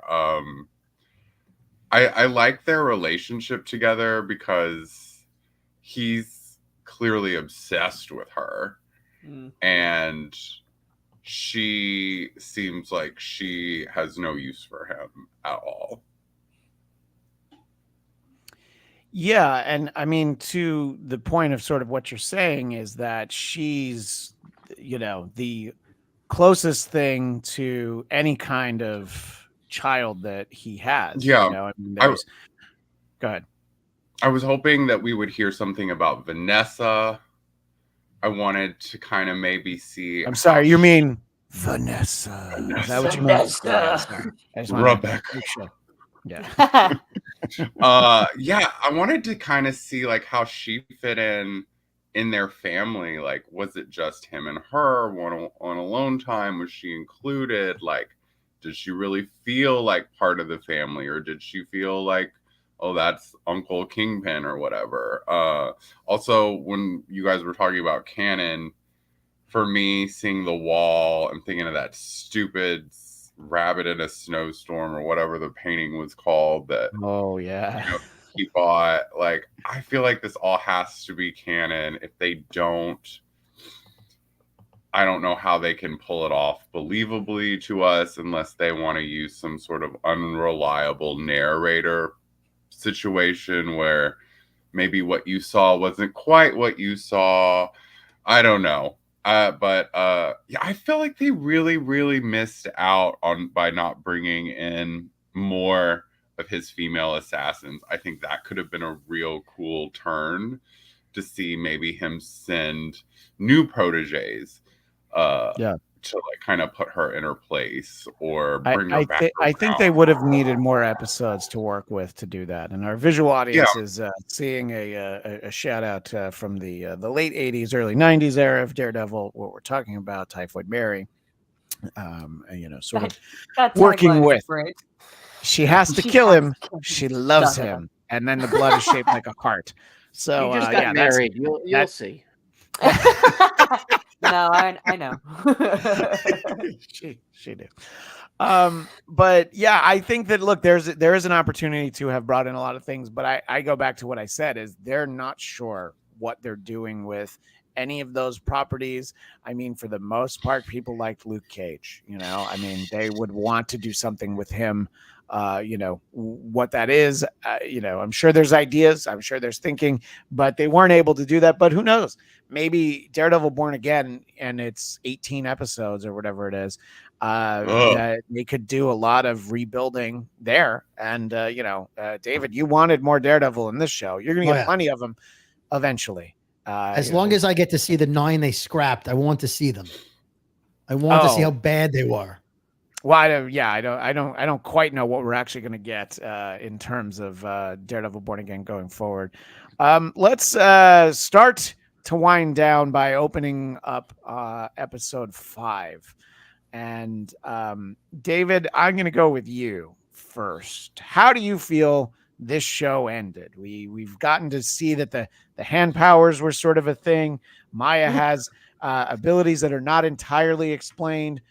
Pulling on resources from her ancestors, which is a very cool idea, also not entirely well explained. And she touches Fisk, also not entirely explained. It's one of those things where there's moments where I'm like, oh, this part looks cool. Okay, it's a little hokey, but I get what they're going for. But ultimately, they didn't really sell it to me because they want to leave it open-ended for some reason. But what did you think of the 5th episode, David? I think you did a great job describing the 5th episode. It seemed like there should have been a 6th episode. In a normal TV show, those would have been the cliffhangers because the season's going to come back in September, old school, right? And, next season is September. After you come back, you go to school and TV comes back. But when you don't know if there's going to be an Echo season 2, and you don't know if these characters are going to show up in Daredevil, or they're going to show up in Wonder Man or a movie, then you have no idea what she did to him. I mean, she may have made him look upon himself and touch his inner feelings, and but is that her power to make her feel emotion, make the person feel like, or make him look at his history like echoes of his past? I don't know. And then he's gonna run for mayor, right? Which Oswald Cobblepot did in Batman, Gotham. Right. That's been done already. The bad guy runs for mayor. Well, to be fair, Fisk has been the mayor of New York City in the past in 100%. Comics. And unless I'm mistaken, is he president now in the Marvel comics? I maybe misread that. I know I read issues of Amazing Spider-Man, volume 7 or volume 8, one of many number ones they've put out of Amazing Spider-Man. Yeah, but would somebody really vote? The Kingpin is mayor of New York. And, Would somebody really vote for a known criminal to be an elected official? I find that hard to believe. would the people of Make New America York great City again. vote for someone who is completely inept and unable to be a mayor Multiple wait. times. the Multiple last times. several decades? How am I Yes. doing? So, yeah. No, not him. Mayor Koch? No, that's not who I'm talking about. I know. But yes. Mayor So, yeah. So, let's bring Craig's comment in here from across the pond. Craig Robinson found it funny when Maya pointed out to Fisk that he couldn't even care enough to learn how to sign. He just threw money at it with the tech, which was cool. I'm glad that Craig reminded me of that. I found that to be a little hokey, and I was just like, I felt like it was from storytelling. They just didn't like, they couldn't have, because as soon as they can have Bonnie off to the side translating, they do, and they have her take the eye out. The which, by the way, what that eye she tossed in the trash can at like a Buc-ee's truck stop, I have no idea. But that was a a couple song. bucks that she tossed away. Yeah, I know it was a rock song. But And why in wouldn't she any use it for other people? Like in public, Yeah. it would be helpful. Seems way you odd. would think. Yeah.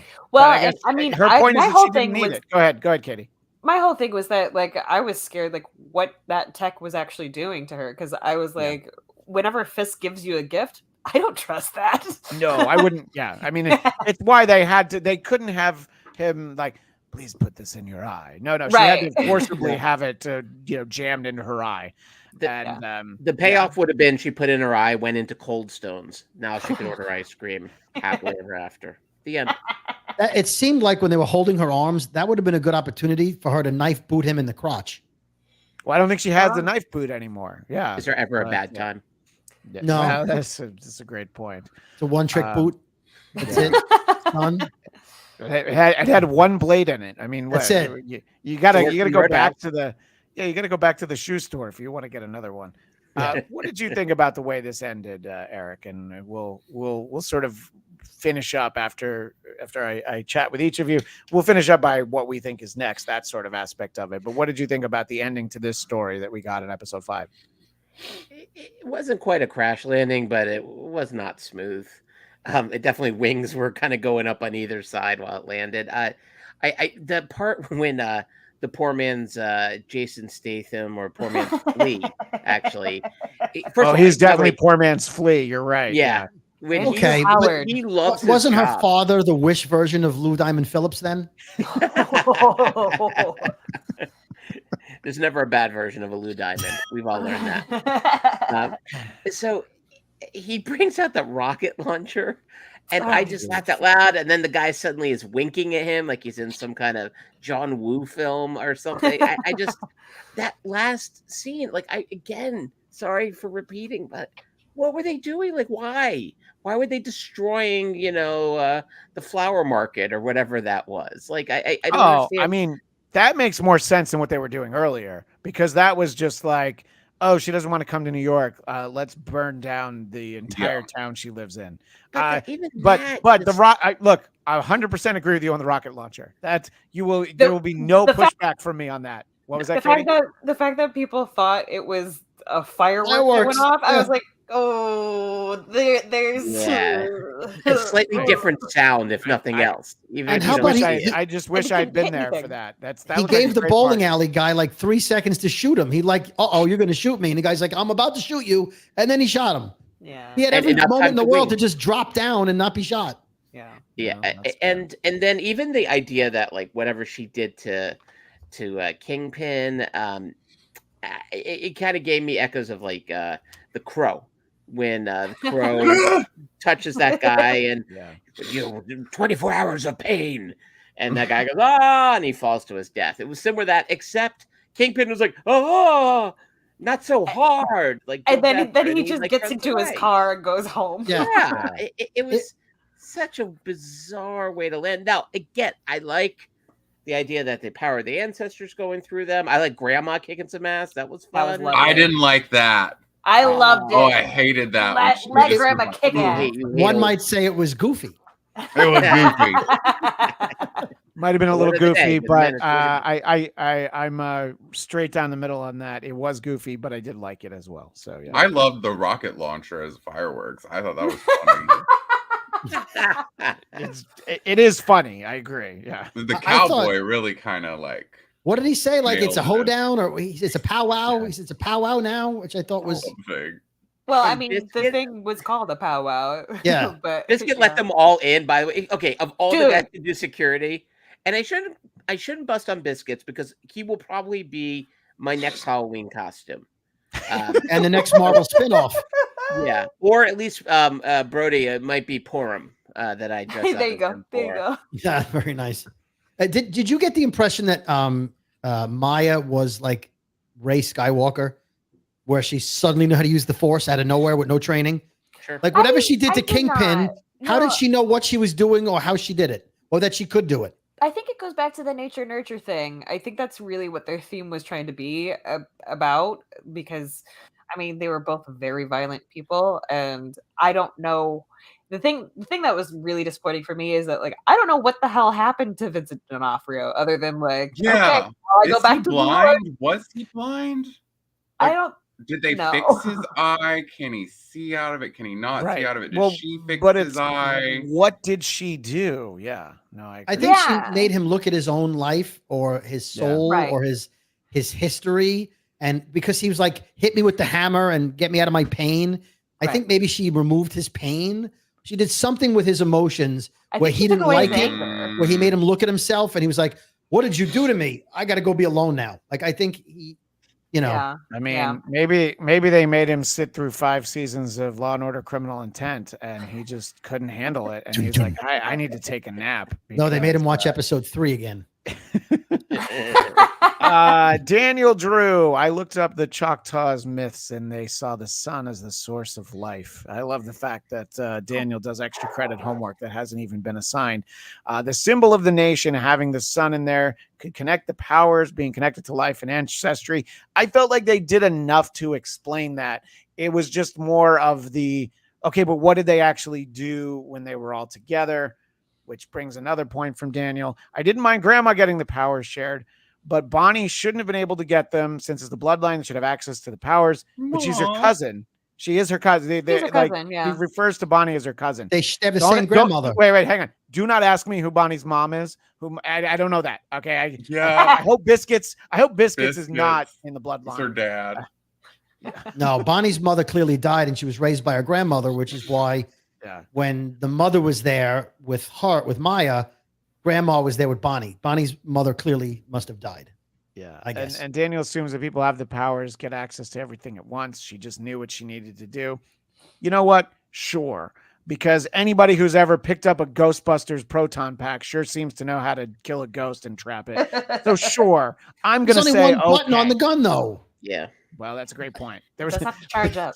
Green. Yeah, well, it's uh, a leaf uh, blower, basically. I had a But- huge Chaos problem with soothes me. something no one has talked about at all. Like her goofy Mortal Kombat like outfit that I her love grandma that. her. I love thought I have that. to say, looked I do like- have to say that I liked it. I mean, What? but I also I Yeah. also like Kitty Pryde's Sprite costume. So what do Oh, I now know? you've gone too far. I know that's why I said it. It was What about it was goofy to you? like the way it looked like she was in like some home ec class and they're like, we're gonna make like an ancestral dress for you. Like what's your nationality? And like she's like, I'm an Indian Native American and this is what they came up with. And she just, I don't know, she looked like it looked very homemade. I mean, I know the woman made it on that old sewing machine and like between two sewing machines or something. I don't know. It But looks I like you just made thought it at that- home. But you're seeing all these people, you know, running around, you know, doing their chants and rain dances, and they're in these incredible costumes. And then you've got her in this like stuff, and then it's like, well, there's this thread that holds it all together. And I'm just like, what? This looks like my little cousin made it. It was sort Yeah, of it like looked a it was lot like that. Well, I'm It was- showing you know I'm what- showing Kitty Pryde's Sprite costume, and I Yeah. feel like what it Maya looked like wore a- was perhaps a little bit more dignified Yeah. than what a 13-and-a-half-year-old came up with. Yes. It looked like a NASCAR Native American outfit. It like, let's put a patch here that's appropriate and a thing here that's appropriate. And then it had like, I understand what Oh. you're saying about Mortal Kombat. It had the shape of the Asian warrior girl, like it would the A-frame, the flare at the bottom. And then I didn't mind it until she got in the crowd and she was hiding, Yeah. walking amongst the other Native Americans who were all in the traditional, what we assume, right? And it seemed like she was like the person who showed up with like a tuxedo T-shirt to a black tie wedding, and everybody else had real tuxedos on. And how did the mother know she was going to be the grandmother know she was going to be a superhero?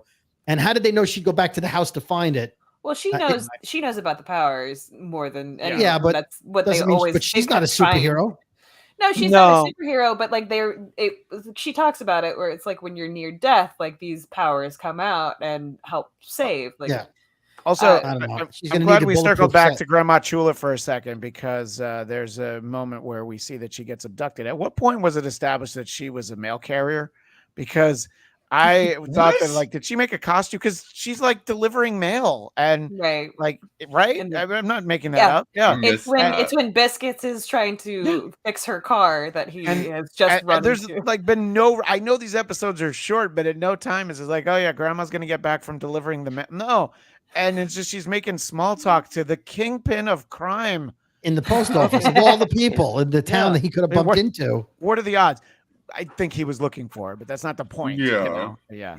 So, Well, I mean, there is where she comes in with the like shitty car and like Biscuits goes by in her truck. And I guess that's where you Yeah. establish she delivers the mail. oh, but well, that would be why the steering wheel's on the other side, but usually the steering wheel's on both sides in a delivery. usually you vehicle. have a mail truck. So I don't know. Yeah. Maybe that is a local mail truck in Oklahoma. maybe. It identifies as a mail truck. And Daniel will have to investigate this because Daniel's doing yeoman's work here, talking about Bonnie's uncle's last name was the same as Maya's father, cousins, but not Maya's mother's side, shouldn't have a connection to the powers. Who knows where those bloodlines go back to? You know, I mean, Can you also do Yeah. research on the Postal Service, please? Yeah. What are their But car the- situations like in you mean- Yeah. you They mean the get a early discount on stamps. do you mean the early 2000s alt rock band, the Postal Service, or do you mean the actual United Oh. States Postal Service? You know what, Daniel? Just for research both, if you don't mind. But Bring our Um, show to such great heights, please. I had to. I Ding. want to hate it. No ding. I want to hate it, and I did. Michael, how do you feel this went in terms of tidying up this story? Which, by the way, even as we're like in it and talking about it, I for the most part liked this show. You know, but there are some questions. Everyone's making good points, but I still enjoyed it. But how did you feel about the ending to Echo, Michael? I didn't love the final fight thing. I like with her power, like it, like you guys were saying, it's just kind of, we don't really know what she did to him, how it's going to help. I want to think, if anything, it's not going to have the effect she intended. I think he's probably going to be like, oh, wow, I've been wasting my time on this little stuff. I need to go bigger. And I think that's what we're going to see. Yeah. I loved the, I guess we call it a post-credit scene. It's a mid credits. didn't have It's a to wait mid very long. Sure. Yeah. Yeah. I absolutely loved that.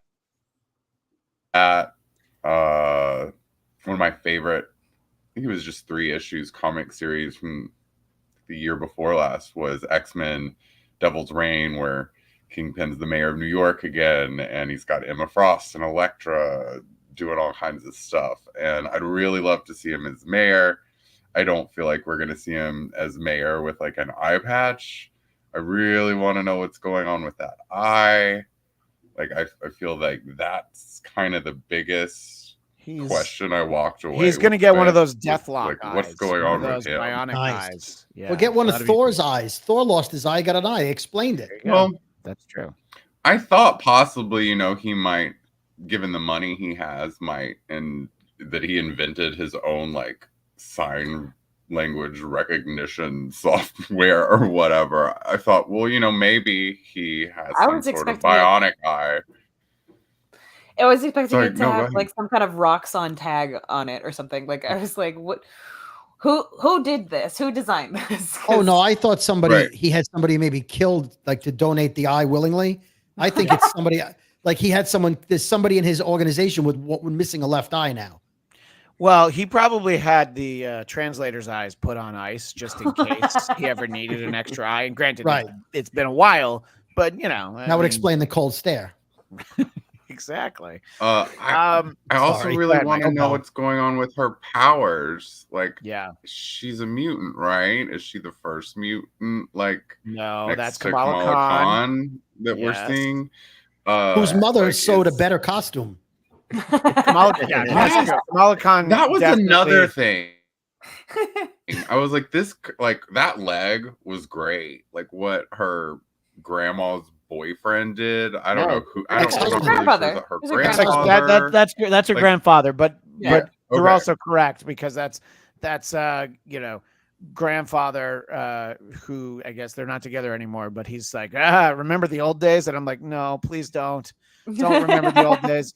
Yeah, Remember don't when sit they on the used to couch wanna- next to her. No. He's like, Thank hey, you want to go in the back and fool around? She's like, I ain't coming for that. I did love his turn on that when he was just like, "Okay, you're really here for business. All right, well, let's talk All right, about I'll this." build you a leg. I love that. He but I completely agree to dropped it. Michael's point. That's sort of what brought us back to him. Yeah. Is that I think that the leg that he did, and there was sort of like some redesign to it, but we'll end on talking about the Kingpin ending. But I also feel like very realistically, we could very well never see Echo again. Now, I think that they can Yeah. include her No. in this sort of Young No. Avengers, whatever that they're building. I think I'm saying I think they will. I would like more of her story, but also the way that this show came out, the Marvel Spotlight signature, whatever they call it, we might not. It's not impossible. Like there could have been a plan, and and Iger's like, yeah, you're not doing that. So, but I hope we get her. Does anyone else think that? Well, no. I'm not. I'm saying it's possible. I'm not saying that's what I think is going to happen. Does anyone think this might be the last we see of Maya Lopez? No. I hope not. I really don't because I really Same. like this character. I really like this story. I would like to know more. I'd like to see some team ups. I'd like to see her back with Daredevil and just seeing that dynamic. I think that was a really cool sort of hero anti-hero type of thing team up, and I would love to see them get into some kind of a thing. But I unfortunately feel very similarly to you, Christian. I don't know if they're gonna do it. I don't know if they'll continue with her. Maybe I think Secret Wars. I think she's too old to be in the Young Avengers, but Yeah. I feel like we'll Perhaps see her a Thunderbolt. on her She would fit the bill for a Thunderbolt with I her, don't think- having been the assassin for the Kingpin of crime.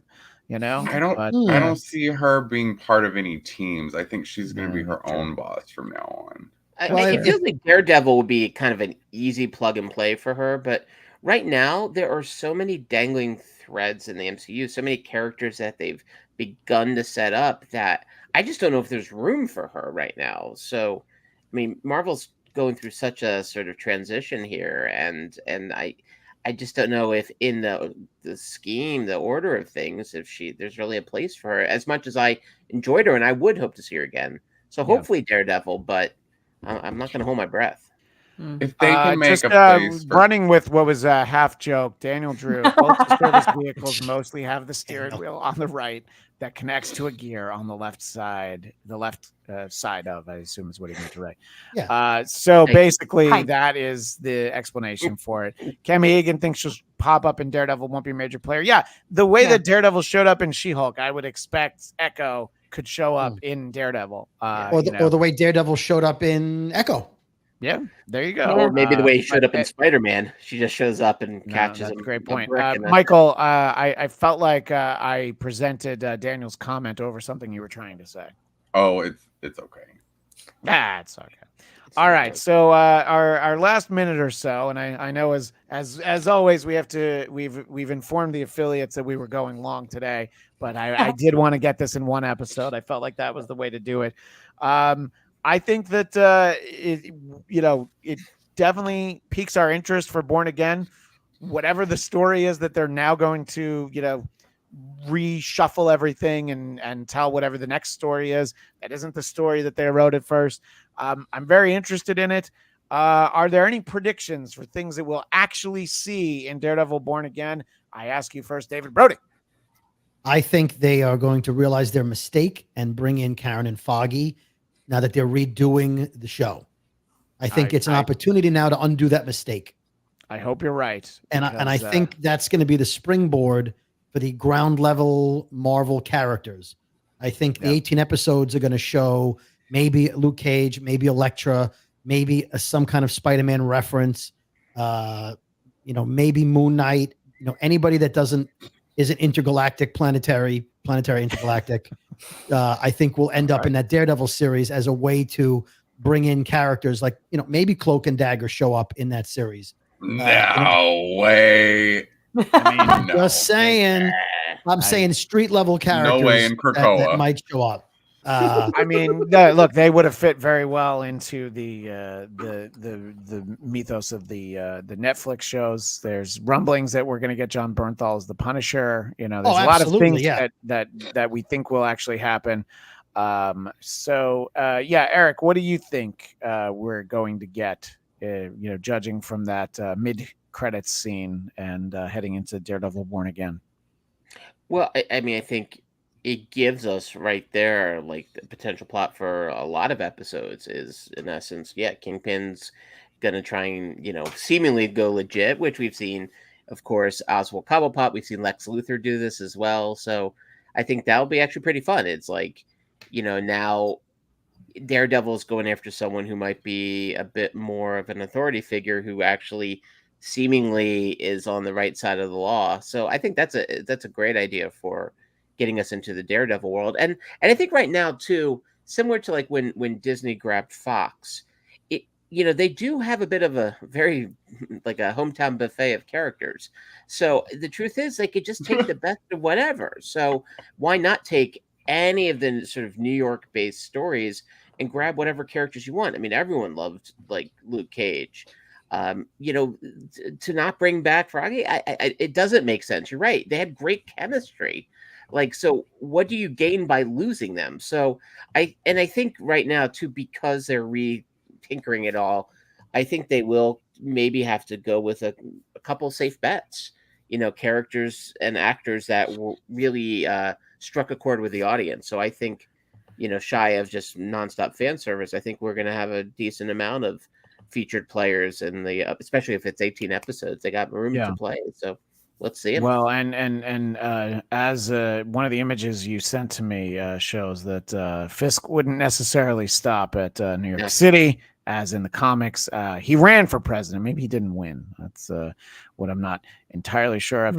Cammie Egan, I would like to see more street level than space stories. I really want Spider-Man to go at it with Kingpin. Well, I was actually trying to find the clip earlier today of when I had seen poor Vincent D'Onofrio sitting down with AC Slater, and he was asked, so what's going to happen with Kingpin? Are we going to see him square off against Spider-Man? And Vincent D'Onofrio is a great actor, but in the moment where he's like, I don't know, anything could happen, I'm like, oh, okay, so yeah, I guess he is going to fight Spider-Man. He was saying no, okay, but I was. But just his physicality was saying yes. Interesting. The lady on the panel is the one who said that. Listen, I just had to call it out. Yeah, no, I appreciate it. We'll see. I'm excited that Vincent D'Onofrio is so invested in the character. After the cancellation of the Netflix show, he would still post about it, and he would occasionally post images to him like in the coat and just tweet out like, when I was a boy, just it was like keeping it alive. And I'm glad that it worked out for all of us. Daniel Drew is glad for the changes with the Daredevil show. What they had apparently was very far from the Netflix tone. and what they're changing to, new showrunner, is steering it towards the correct tone. With all of that being said, we'll be very interested to see what comes next. It's not going to be soon, so we'll see. It's a little bit of a light year for Marvel because of the strikes and reshuffling and possibly some of the reactions to some of the projects. July 26th, we've got Deadpool 3. And not much between now and then. But this show will certainly be around most weeks, but not next week, because in this same time slot, which started almost 2 hours ago, we'll be having a Geekscape Book Club joined by J.M. DeMatteis, the author of Kraven's Last Hunt. We'll also speak with him about a number of other projects he's worked on. But our jumping off point right here on Geekscape will be Kraven's Last Hunt. So please join us for that in this time slot, the Friday at noon time slot. And then this show, a Marvel Movie Talk, will be back on Friday, February 2nd. What are we talking about? I literally have no idea. But you'll find us. We'll be here. There'll be something. We promise. And you can follow me on Twitter and Instagram at ChristianDMZ. Katie, where can people find you? People can always find me at ElSassyPants, ElSassyPants, sometimes with a Z. You can also find me at my own podcast, Napping Through Happy Hour, wherever you get your podcasts, or Nothing Burger Improv in LA. And I'll be doing all sorts of different things. One last thing. My prediction is that we will see Echo again with Daredevil, and it'll be called Echolocation. That's it. Katie out. And yeah, Katie is going to be featured in a very special project that she was kind enough to help me with, and we'll share that in the future. Special project. Turned out very nice. She provided some great vocal work for something that will be a part of my podcast, The Black Cast. Eric Connor, other than down at the pub for 10 pints every... Well, that's not you. Where can people find you?